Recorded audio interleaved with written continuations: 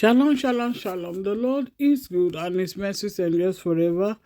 I saw this front thumbnail poster of a video channel by an Esau, even though he tried everything to put the picture as you see there as though it's a black cartoon woman talking.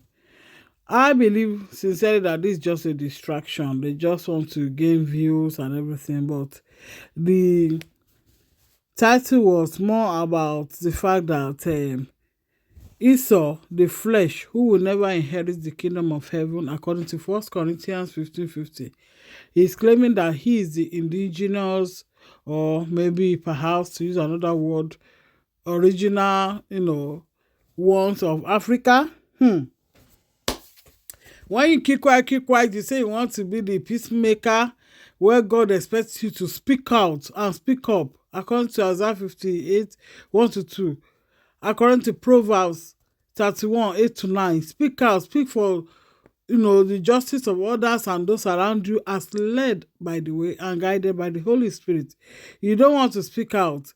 You just want to be there, silent friend to people you think you are the peacemaker. I hope the wrath of God will not be upon you, as in 2 Chronicles 19, 1-3.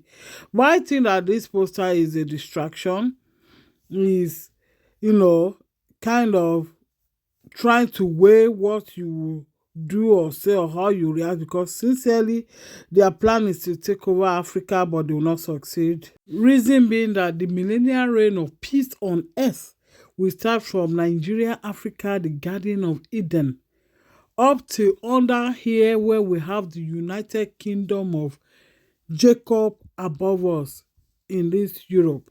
So you better know where the Lord is telling you to come out from, which is the Babylon, Jezebel land of Revelation 18:2, and be where God wants you to be, because the peace on earth is about to start. But for Esau, what he's expecting is sudden destruction of Isaiah 66, Isaiah 66:6, Romans 1:18-32 upon the Gentile, godless, heathen, pagan, and Revelation 6:12-17 to all those who join with Esau. James 4:4 is against them all.